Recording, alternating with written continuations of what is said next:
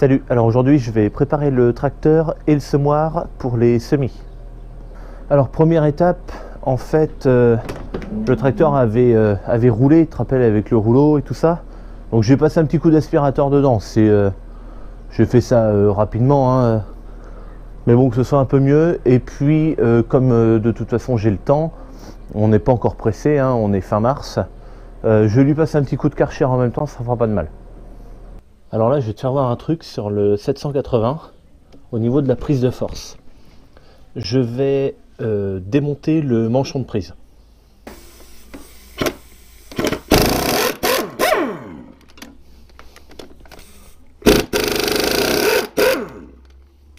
Alors pour défaire, j'utilise la clé à choc. Par contre, pour resserrer, je prendrai une clé parce que après, je veux pas.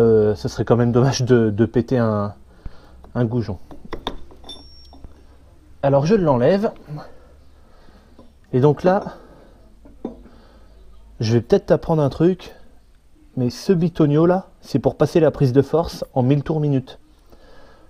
Et donc tu vois, ça s'enfonce là-dedans, donc quand le bitonio est ressorti, la prise de force est en 540. Et donc moi ce que je vais faire, je vais boucher le trou, comme ça quand je vais le remettre, ça va appuyer sur le bouton, et ça va passer la prise de force en 1000 tours minute.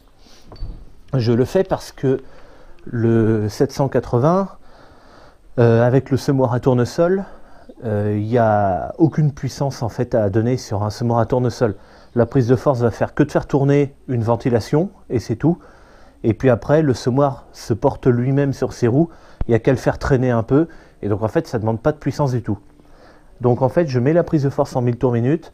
Comme ça, à l'accélérateur, je la réglerai sur 540 quand même. Et ça me permettra d'avoir le moteur, au lieu d'être accéléré à 2200 tours pour la faire tourner à 540, là le moteur sera accéléré à 1350 tours. Ça correspond à 540 en fait quand elle est en 1000. Voilà, et ça me permettra de deux choses. La première, c'est de consommer moins de carburant, surtout que ce tracteur-là est un 4 cylindres, donc ça consomme déjà très peu de carburant. Et puis de ne pas en avoir une tête comme ça à la fin de la journée avec le moteur accéléré à fond, quoi. Alors en fait, en temps normal, on change le manchon et on le remplace par un qui n'a pas de trou en fait, qui a une surface plate. Sauf que je ne sais plus où il est ce manchon, et l'année dernière j'avais déjà fait comme ça. J'utilise ça. En fait, ça c'est du papier qui est autour, hein. Mais dessus, ça avait été noté PDF 780 1000 tours. Et donc en fait, c'est un petit bout de métal que j'avais coupé l'année dernière. J'arrive plus à l'enlever bien sûr parce que ce petit papier a été fait dans une espèce de post-it, quoi. Bon, bah, c'est pas grave, c'est rien comme ça dedans. Bref. Et donc, je l'ai fait pour qu'il aille se loger pile poil dedans. Tu vois? Et donc, maintenant, je remets la prise de force. Ok, donc là, le petit bitonio, là, il est mis dedans. Donc, il reste plus qu'à l'enfoncer.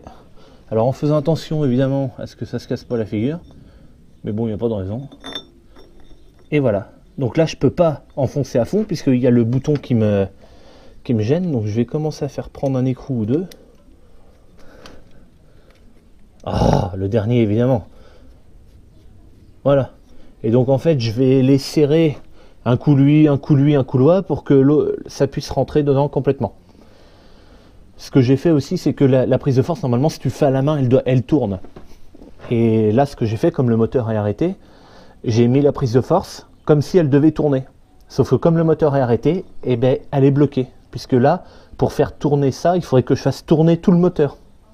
Donc ça me donne une résistance. Parce que sinon, quand je dévisse ça, ben, si je mets un coup de clé, eh ben, le truc tourne aussi, quoi.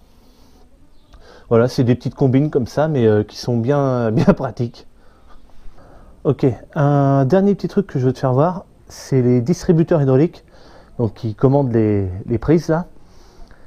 On peut les mettre en simple ou en double effet. Donc en double effet, ça veut dire que le vérin que je vais commander, ou même là les prises, va avoir de la force et pour pousser et pour tirer. Alors qu'en simple effet, le vérin n'aura de la force que pour pousser. Et ça sera soit son propre poids ou quelque chose d'autre qui le fera revenir, ou un ressort par exemple, qui le fera revenir tout seul en position normale. Et donc ça, sur le 780, hop, je mets la pile et donc on ne voit absolument rien. Voilà, c'est un peu de travers. Bon, je te mets une flèche. Ces deux vis là, pour le distributeur gauche et le distributeur de droite, eh bien c'est ça qui fait que ça se met en simple ou en double. Tu visses à fond, ça sera en double effet, et tu dévisses, ça sera en simple effet. Je crois que c'est dans ce sens-là que ça marche. Et puis si c'est pas ça, ben, c'est l'inverse, hein, c'est tout. Bon, ben maintenant que c'est fait, je vais atteler la chape, et puis je vais sortir le semoir qui est sur son plateau.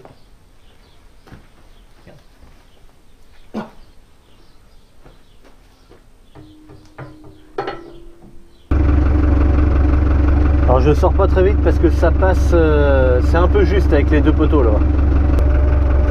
Là. Bon. Donc là ça tombe bien parce que le plateau penche quand même pas mal par là. Donc ça m'arrange pour atteler. Parce que le plateau est un peu grand. Bon, ça y est, donc c'est attelé, je suis revenu dans la cour.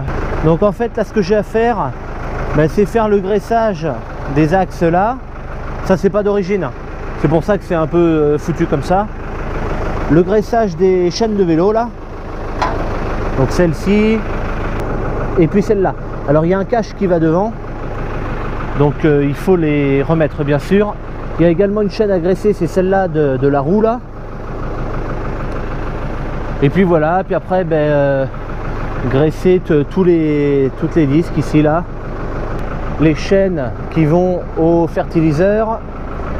Et les chaînes qui vont au bac de granulés à limaces. Alors quand ça sera fait, ça sera déjà pas mal, mais je dois également changer les disques. Donc là il me faut une pince multi parce qu'en fait je peux pas les desserrer à la main, c'est des papillons.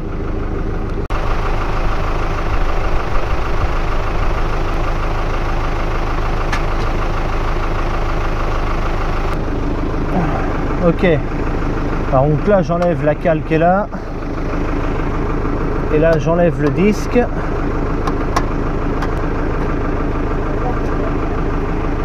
Alors le disque à tournesol il est fait comme ça, donc il a 3 trous plus cette pièce là qui va dessus. Et le disque à maïs il est un tout petit peu différent. Il est comme ça, il a 2 trous mais vachement plus gros. Et cette pièce là est un petit peu différente. Ok, donc je vais remettre le disque à maïs. Donc pour le disque à maïs on met le séparateur.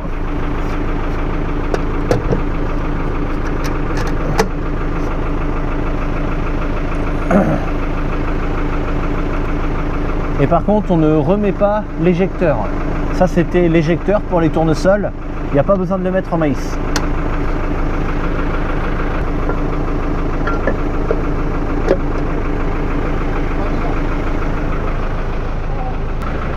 Ok, donc là on vient de trouver une panne sur le semoir. En fait c'est cette pièce là qui est cassée. Donc de l'élément d'à côté bien sûr. Donc on l'a tout retiré. Et c'est en fait cette pièce là qui est cassée à cet endroit là. Je vais te la faire voir dans l'atelier. Hop. Voilà, donc tu vois, donc la pièce elle est faite comme ça. Là c'est la caisse avec les graines dedans. Là c'est la soufflerie qui est là. Donc ça c'est le pignon qui fait tourner en fait, alors il n'est pas là mais le disque qui va là. Et cette pièce elle est tenue sur son support à 2 endroits. Elle est tenue par ici et par là où c'est cassé, c'est cette pièce là. Et en fait cette pièce elle va comme ça à l'horizontale. Donc là elle est pétée. Donc comme c'est de l'alu, il va falloir ressouder ça donc avec un matériau spécial alu quoi. Donc ça, celui qui soude l'alu à la maison, bah, c'est mon frère. Donc c'est lui qui soudera ça. Voilà, donc avant de remettre les protections sur les chaînes, ben, je vais faire le graissage. Donc j'utilise de la Melgade graisse. Donc c'est pas de l'huile, hein, c'est vraiment de la graisse mais qui est liquide.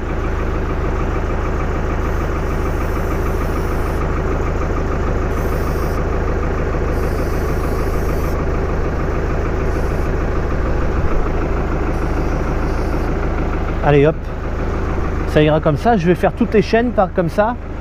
Et puis après, à la main, je ferai tourner les roues pour faire tourner un peu les chaînes, puis ça ira comme ça. Bon, par contre, il n'y a que les chaînes qui sont là que je vais avoir du mal à faire tout seul. Mais j'attendrai que papa soit là et ben, lui ou moi fera tourner les roues, puis l'autre il mettra de la graisse sur la chaîne et puis on fera comme ça. Bon ben voilà, écoute, c'est à peu près tout. Ah non, j'ai oublié un truc. J'ai oublié un truc. Faut que j'aille au niveau des masses. Alors, les masses elles sont là. Faut que je récupère sur la masse de Newland de la pige. Bon, ça c'est un vieux bidon qui est vide. Normalement c'est la nouvelle masse du Deutz qui va ici. Ça c'est la grosse masse. Et ça c'est ce qu'on a sorti des épines, le pot. Ça doit faire à peu près 600 kg ce truc là. Et donc ça c'est les bras de relevage. À l'époque on avait une herse rotative avec un semoir sulky qui s'attelait par-dessus l'herse là. Et donc ça c'était ces bras de relevage. Attends que je dise pas de conneries là. C'était du sulky ou le petit semoir Naudet, ça je m'en rappelle plus. Enfin bon bref, c'était les bras de relevage d'un semoir. Et avec papa l'autre jour on n'avait pas de masse parce que celle du Newland n'était pas faite. Et ça, cette masse là en fait elle s'attelait derrière le petit Sommecal 550 quand il avait sa fourche à fumier devant. Et donc nous on l'a mis pour atteler devant avec ça. On a soudé deux pattes là comme ça pour mettre une barre avec les boules pour mettre ici. Alors ça fait un porte-à-faux infernal devant parce que si tu veux tu as le tracteur, tu as les bras de relevage du tracteur ici, ensuite tu as ça, ensuite tu as encore des bras de relevage et le pot. Alors ça fait ça attelé vachement loin devant le tracteur. Du coup comme il pèse 600 kg et qu'il est attelé vachement loin, tu sais le report de charge est supérieur à 600 kg finalement. Donc mais ça avait suffi pour faire ce qu'il y avait à faire. Et donc là je prends la pige.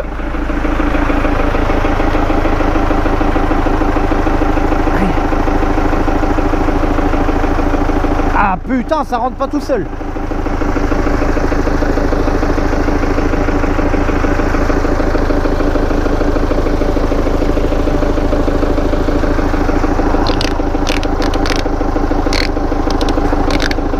Couillon. Allez hop, c'est bon. Donc en fait, si tu veux la pige, je la mets là. Comme ça, ça me dit le milieu du tracteur pour suivre ma trace. Parce que les traceurs tracent au milieu du tracteur. Donc c'est pour ça que j'utilise ce genre d'artifice. Parce que les autres tracteurs, ils ont un truc là. Et celui-là, on n'a pas. Donc je mets ça. Ça me convient très bien. C'est très efficace et puis ça m'a pas coûté cher. Bon bah écoute, c'est tout ce qu'il y avait à faire pour mettre le semoir à tournesol en maïs. Juste à changer les disques en fait. Et puis moi je te dis à bientôt pour une prochaine vidéo. Salut.